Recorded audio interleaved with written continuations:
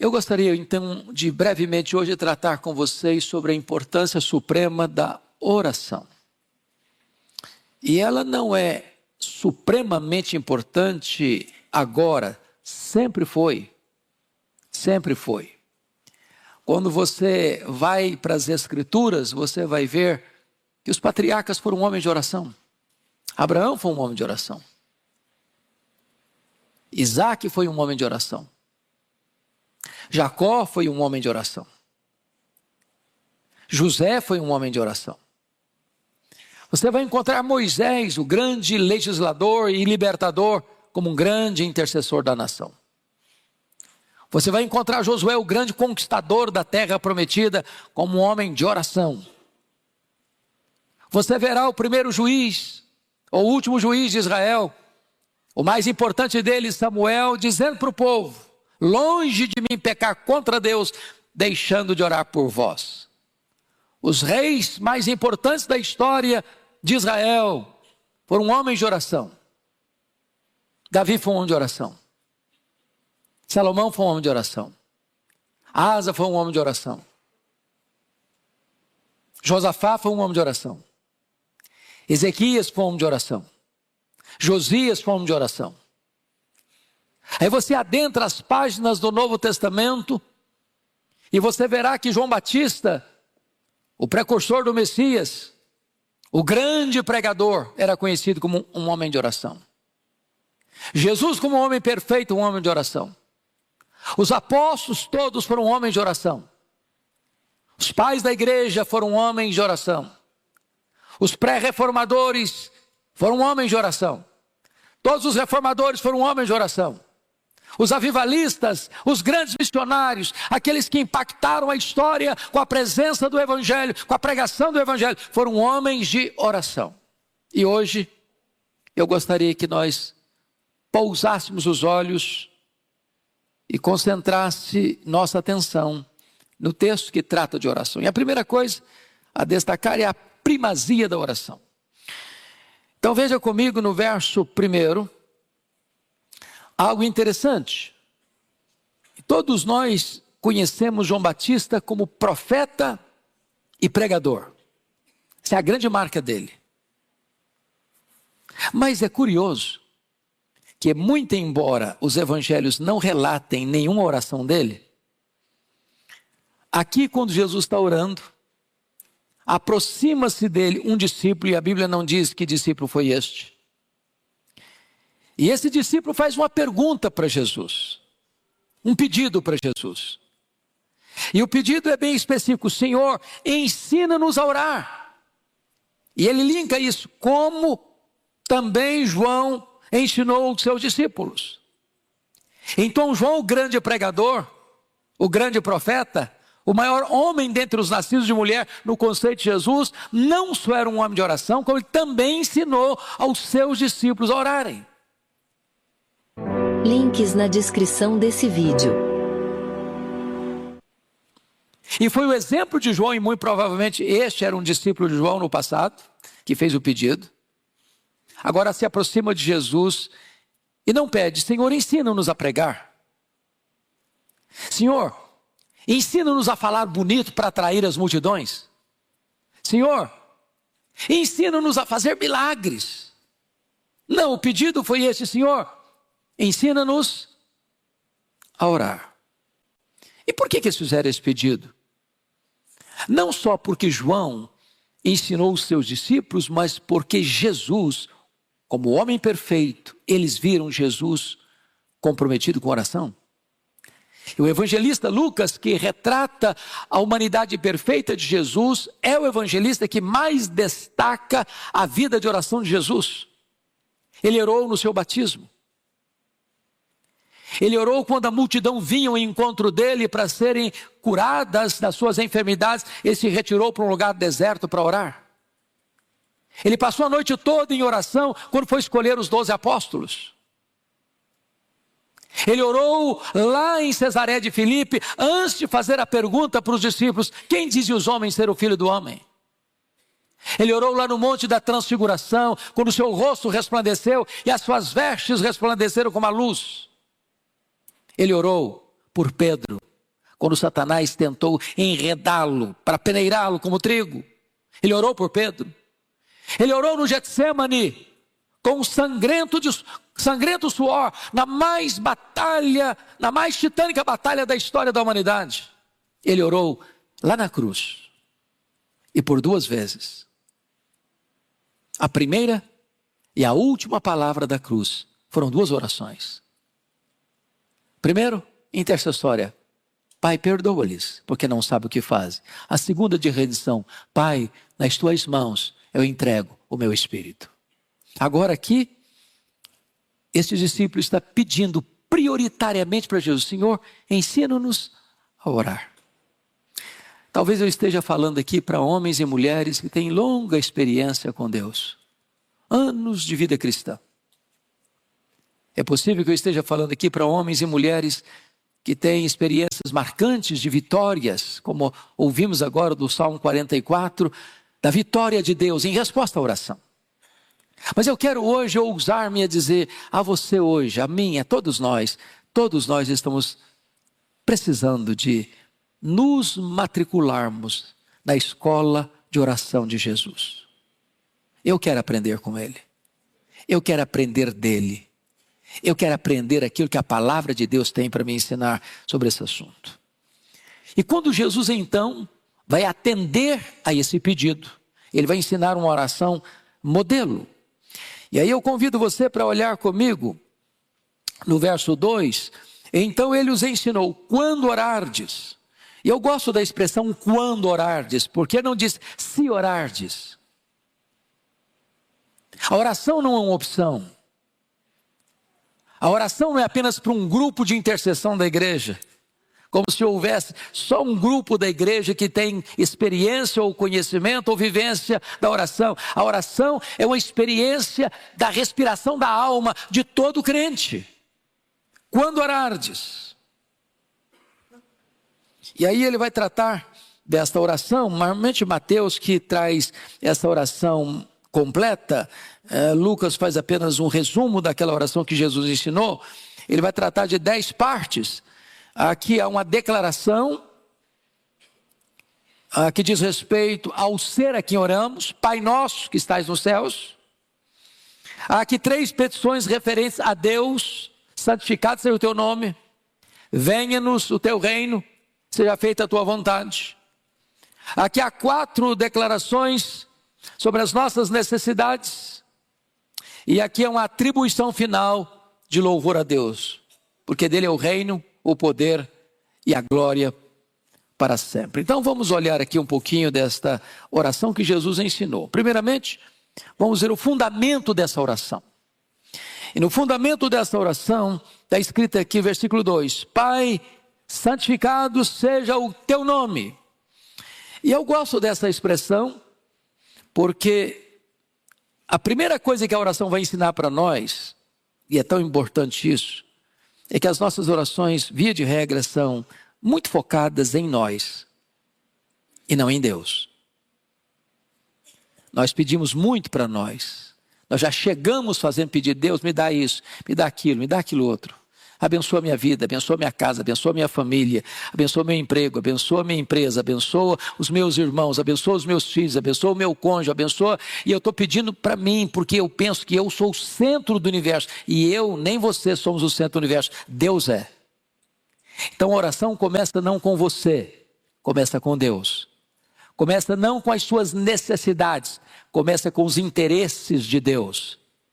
A oração não começa com aquilo que vem da terra, mas aquele que são os interesses do céu. E a primeira coisa, devemos nos dirigir a Deus como Pai. Quando você diz Pai, o que implica isso? Primeiro, que esse Deus não está distante de você. Segundo, que esse Deus ama você. Terceiro, que esse Deus conhece você. Quarto, que esse Deus protege você. Ele é Pai. Você não está dirigindo a sua oração a um ser distante, inalcançável, que está lá longe, sem se importar com você. Ele é seu Pai. Agora nota, em segundo lugar, Ele é Pai nosso. E quando diz Pai nosso, significa que você pertence a uma família. que você não é o único nessa família, que você tem outros irmãos, que você pertence a uma família numerosa, que nós somos irmãos uns dos outros e somos filhos do mesmo Pai. Isso acaba com o exclusivismo. Terceiro, Pai nosso que estais nos céus. Isso implica que, embora Ele é Pai, Ele é íntimo, mas Ele é maior. Ele é transcendente. Ele não é como você, não é limitado como você, não tem as mesmas paixões que você tem.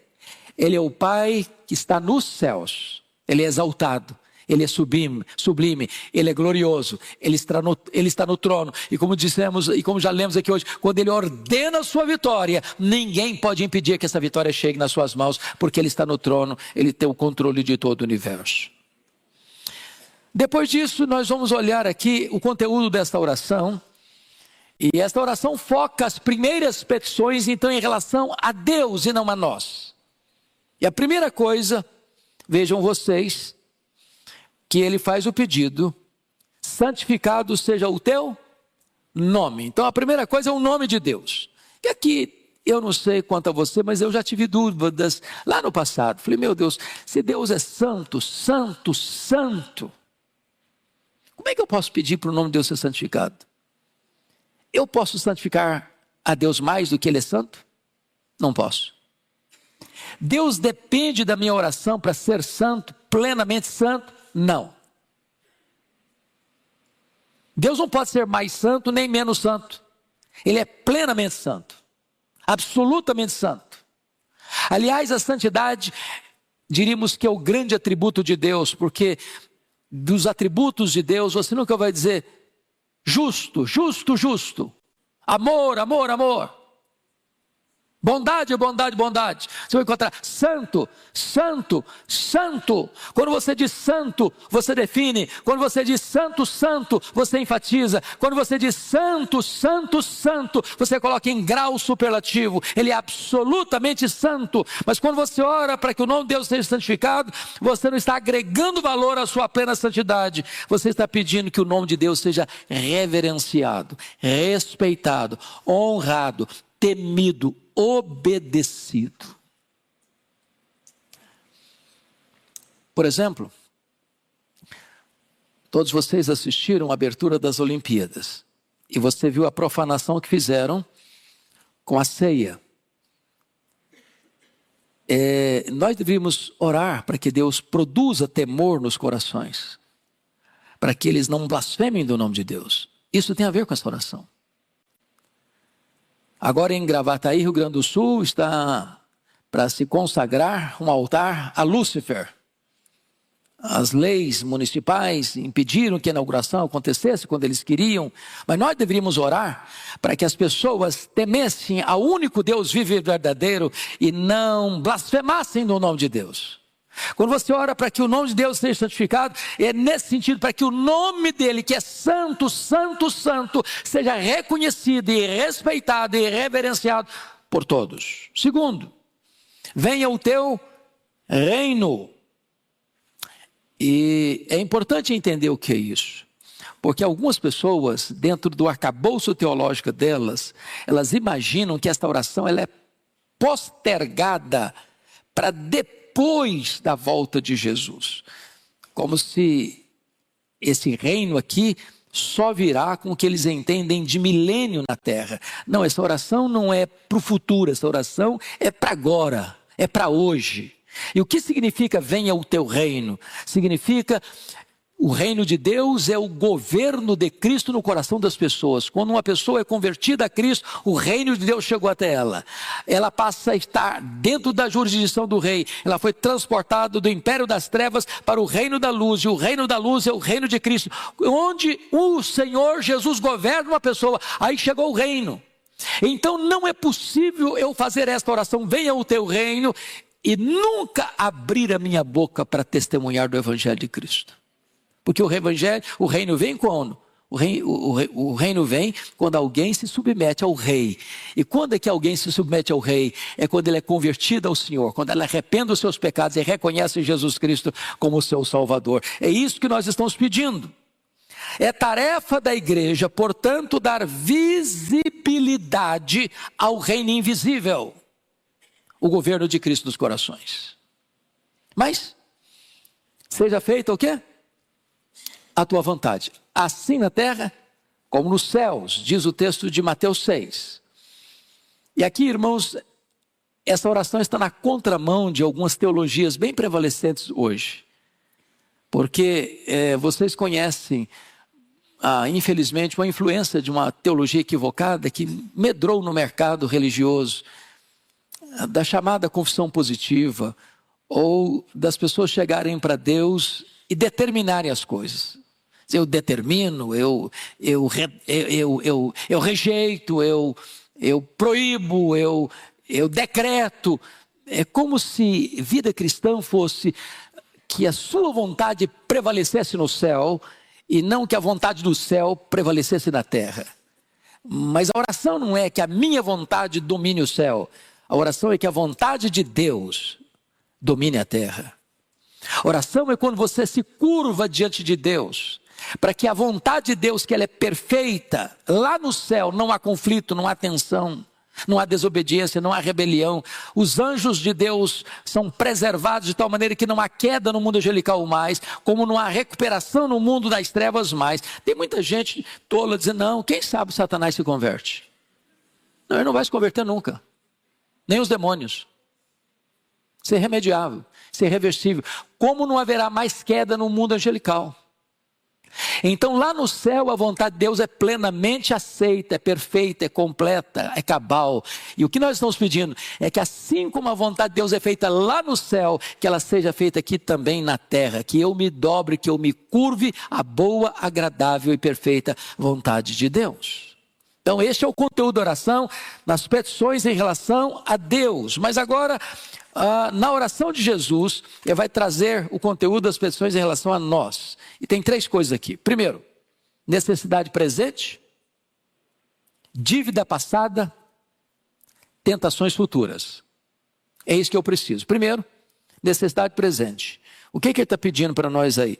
O pão nosso, cotidiano, dá-nos de dia em dia. Agora vamos entender algumas coisas. Na petição, esse pão nosso tem a ver lá com o maná, lembra? O maná vinha todo dia. Se recolhesse, essa semana eu quero dar uma descansada no final de semana, então vou recolher 3 dias para eu não ter que recolher maná todo dia. O que acontecia com o maná? Apodrecia. O que Deus queria ensinar ao povo? Que você precisa depender de Deus a cada semana, a cada mês, a cada ano? Não, todo dia. Então, outra coisa, ele não está pedindo o luxo nosso de cada dia. Ele está pedindo o pão nosso de cada dia. Outra coisa, não é um pedido egoísta, o pão meu. É o pão nosso. Implica aqui que eu tenho que ser o quê? Generoso. Terceiro, não é o pão para eu acumular avarentamente. É o pão nosso para eu distribuir generosamente. Então, o que o texto está querendo dizer é que Deus é o Deus que supre as nossas necessidades diárias e não a nossa ganância insaciável. Esse é o primeiro ponto. Por pão nosso de cada dia, é claro que está embutido aqui todas as nossas necessidades físicas e materiais. Quer dizer que Deus se importa em sustentar você, em prover para você o que você precisa. Segundo lugar, a dívida passada. Porque ele diz assim, perdoa-nos os nossos pecados. Lá em Mateus diz, perdoa-nos as nossas dívidas. Assim como nós temos perdoados aos nossos devedores. E aqui está falando que pecado é dívida e dívida é pecado. A pergunta que eu faço a você é, se é perdoa-nos, não é perdoa as dívidas não, perdoa-nos as dívidas. Não é perdoa os pecados, perdoa-nos os pecados. Deus não está perdoando o pecado, Deus está perdoando você. Você já percebeu quando a gente vai ler o texto, a gente corta esse pedacinho? perdoa os pecados, não é perdoa os pecados, perdoa-nos os pecados, perdoa-nos as dívidas. A pergunta que eu faço a você é essa: qual é o tamanho dessa dívida que você e eu temos com Deus? Como nós poderíamos pagar essa dívida? Que dinheiro seria o suficiente para pagar essa dívida? Ou qual a montanha de sacrifícios que eu poderia fazer para quitar essa dívida? Quanto de oferta eu teria que dar para Deus para que essa dívida fosse quitada? E a resposta das Escrituras de Gênesis e Apocalipse é que eu não tenho como pagar essa dívida. Ela é impagável. Na parábola de Jesus, que ele ilustrou, é como se fosse uma dívida de 10 mil talentos lá no primeiro século, que representava 150 mil anos de trabalho, ganhando um denário por dia, que era o salário da época. Ou seja, impagável. E o que ele está pedindo? Perdoa-nos as nossas dívidas. De que maneira? Assim como nós perdoamos aos nossos devedores. Então Jesus condiciona o perdão da imensa e impagável dívida ao perdão que você precisa oferecer ao seu irmão. Não há perdão vertical sem haver a horizontalidade do perdão. Então, deixa eu dizer uma coisa para você aqui. Você está magoado com alguém? Está brigado com alguém? Está de cara virada para alguém? Tem tempo que você não conversa com fulano, com Beltrano, com ciclano? Você daqui é tipo de gente que fala: pastor, eu sou porque eu não conheço a minha história. Se eu contar a minha história, o senhor vai me dar razão. Não dá para engolir o fulano. Não dá. Não dá. Pois a Bíblia diz: você deve perdoar, assim como Deus em Cristo perdoou você. E se você não perdoar, não tem perdão para você. Jesus está ensinando o quê? A orar. Mas agora, além dessas dívidas passadas, agora tem as tentações futuras. E ele aqui coloca assim: não nos deixes cair em tentação. Mateus prossegue um pouquinho: mas livra-nos do mal, ou do maligno. Então, é muito importante entender, irmãos, que nós temos tentações. E não é pecado ser tentado. Jesus foi tentado. Deus teve um filho, o seu único filho, unigênito, que não teve pecado. Mas Deus não tem nenhum filho que não seja tentado. Não é pecado ser tentado. Deus não tenta ninguém. Deus prova. Satanás tenta. Qual a diferença entre ser provado e ser tentado? Quando Deus prova você para você para extrair o melhor de você. Quando Satanás tenta você, ele tenta você para tirar o pior de você. Quando Deus prova você para aprovar você. Quando Satanás tenta você para reprovar você. Quando Deus prova você para fortalecer você. Quando Satanás tenta você, ele tenta para derrubar você. Quando lá em Mateus 6, o Senhor diz: livra-nos do mal, a palavra lá é maligno, livra-nos do maligno. Das ciladas dele, das artimanhas dele, dos estratagemas dele, das setas inflamadas dele, dos ardis dele. Então nós precisamos não só de sustento, nós precisamos não apenas de perdão, nós precisamos também de livramento dos laços do inimigo, do laço do passarinheiro, das ciladas que são armadas no nosso caminho. Precisamos pedir todo de Deus: me livre disso, me livre disso, me livre disso, Senhor. Pode ser uma tentação carnal, pode ser um problema financeiro, pode ser um problema de vaidade, pode ser um problema de ordem relacional, pode ser um problema de ordem sentimental. O Senhor está dizendo o seguinte, ensinando: olha, peça a Deus para livrar você desses ardis, dessas ciladas, dessas arapucas de Satanás. Pois bem,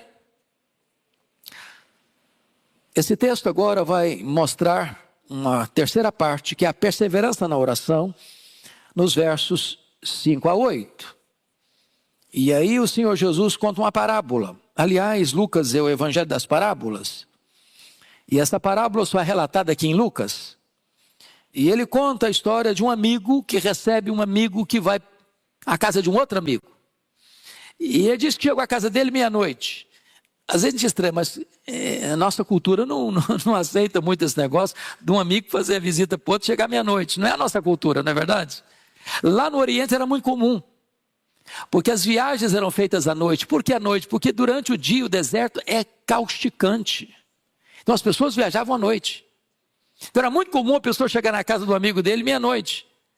E aí chega esse amigo, você sabe que a cultura oriental, aquilo que é mais sagrado para uma cultura, para uma família oriental, é quando chega um amigo, ele tem que receber bem. E receber bem é comida na mesa. E esse camarada chegou na casa do amigo dele, que era amigo, meia-noite. E ele não tinha nada, o cara chegou com fome, viajou a noite toda quase. E ele não tinha pão para botar na mesa. E ele vai para a casa do amigo, meia-noite, bate a porta, o cara acorda, fala, e aí, quem está falando? Opa, é o fulano, eu vim aqui para você me emprestar 3 pães. Ah, pai, não me incomoda, eu já estou deitado, meus filhos também estão deitados, não dá para levantar agora não. E Jesus termina assim, ainda que ele não se levante, pelo fato de ser amigo, ele vai se levantar e vai dar o que o cara está pedindo, por causa da importunação. O que Jesus está querendo ensinar não é por semelhança, é por contraste. É por contraste.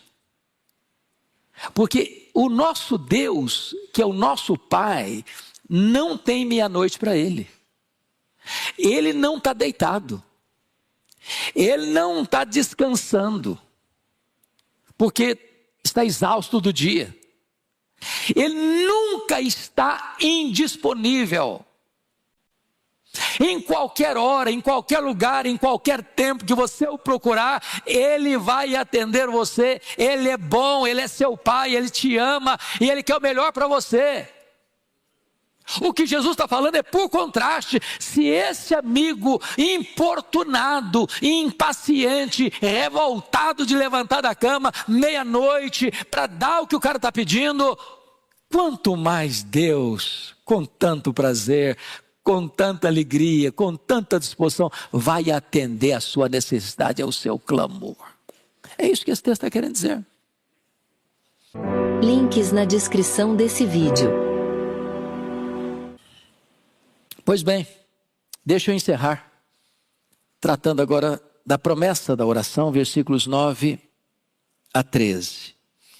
Por isso vos digo, pedi, dar-se-vos-á, buscai e achareis, batei e abrir-se-vos-á.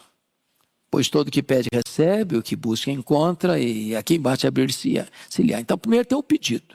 Eu só chamo a sua atenção para o verbo pedir, buscai e batei. Está aqui no chamado presente contínuo. Sabe o que significa isso? Significa pedir e continue pedindo. Buscai e continue buscando. Batei e continue batendo. O que Jesus quer ensinar é que você precisa ser perseverante na oração. Segundo, o que esse texto ensina? Ele traz promessa para você, porque está escrito, todo que pede o quê? Recebe. Todo que busca, encontra. Todo que bate, abrir-se-lhe-á. O que ele está dizendo? Tem pedido e tem promessa. Deus tem promessa para quem pede. Agora preste atenção. Não está escrito que todo que pede recebe o que pede. O que está escrito é todo que pede recebe. Porque ai de nós se estivesse escrito, todo o que pede, recebe o que pede. Porque a Bíblia diz que nós não sabemos orar como convém. Às vezes nós pedimos uma pedra pensando que estamos pedindo um pão, às vezes nós pedimos uma cobra pensando que estamos pedindo um peixe, às vezes nós pedimos um escorpião pensando que estamos pedindo um ovo, às vezes nós pedimos o que vai nos destruir pensando que estamos pedindo o que vai nos dar vida. Então Deus não dá o que você quer, Deus dá o melhor. Ele é seu Pai. E é por isso que Jesus conclui com essa expressão tão preciosa do texto. Versículo 11. Qual dentre vós é o pai, que se o filho lhe pedir pão, lhe dará uma pedra, ou se pedir um peixe, lhe dará em lugar do peixe uma cobra, se pedir um ovo, lhe dará um escorpião? Nenhum pai faz isso. Agora, Jesus admite uma coisa aqui, ele admite que você e eu somos maus. Se vós que sois maus, somos pecadores. Tem pai ruimzinho demais da conta, né? Tem pai que dá mesmo pedra para o filho. Tem pai que dá cobra mesmo para o filho. Tem pai que entrega escorpião mesmo para o filho. Nós somos maus. Mas mesmo sendo maus, a maioria de nós, se não todos nós aqui como pais, quem é pai aqui? Levanta a mão. Pai, levanta a mão. Eu tenho certeza disso. Vocês se desdobram para dar o melhor para os seus filhos. A dor que lateja no corpo do filho dói mais em você do que nele. Se tiver um bife só para o jantar ou para o almoço, você vai dizer, eu perdi o apetite.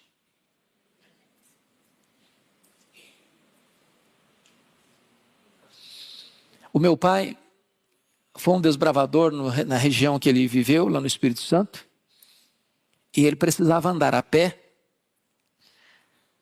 42 quilômetros para comprar querosene, que não tinha luz elétrica, e comprar açúcar, porque logo que eu chegou não tinha plantação de cana ainda. Estava desbravando. E ele não tomava o café com açúcar, porque era o costume da época. Hoje é chique tomar café sem açúcar, naquela época não. Naquela época o cara era pobre mesmo, não tinha dinheiro. E ele tomava café sem açúcar, porque o que tinha, ele dava para os filhos. Então, nós, sendo maus, sabemos dar boas dádivas aos nossos filhos. E aí, por contraste agora, Jesus diz assim, quanto mais o vosso Pai Celeste vos dará o Espírito Santo a quem lhe pedirem. Note que Mateus diz as coisas boas, mas Lucas fala o Espírito Santo. Por quê? Porque o Espírito Santo é a maior e a melhor dádiva de Deus a você e a mim.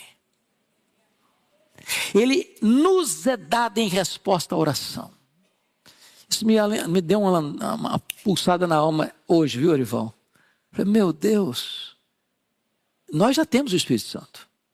Nós já somos habitados pelo Espírito Santo.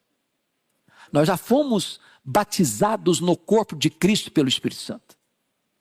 Nós já fomos selados pelo Espírito Santo. Nós já temos o Espírito Santo em nós como o penhor da nossa redenção. O Espírito Santo já veio e para morar em nós, o nosso corpo já é o templo do Espírito Santo. O Espírito Santo está nos santificando, o Espírito Santo nos deu dons espirituais, o Espírito Santo produz em nós fruto, mas eu posso ter mais do Espírito Santo. E eu vou ter mais do Espírito Santo, ou o Espírito Santo vai ter mais de mim se eu pedir. Se eu pedir. Tem dádiva melhor que o Espírito Santo? Tem coisa melhor do que o Espírito Santo vindo sobre nós, tomando conta da nossa vida, nos enchendo, nos transbordando? Eu não sei dar as melhores dádivas, mas o Pai Celeste dá as melhores dádivas. A melhor dádiva que o Pai Celeste tem é o Espírito Santo. Porque com o Espírito Santo você tem todas as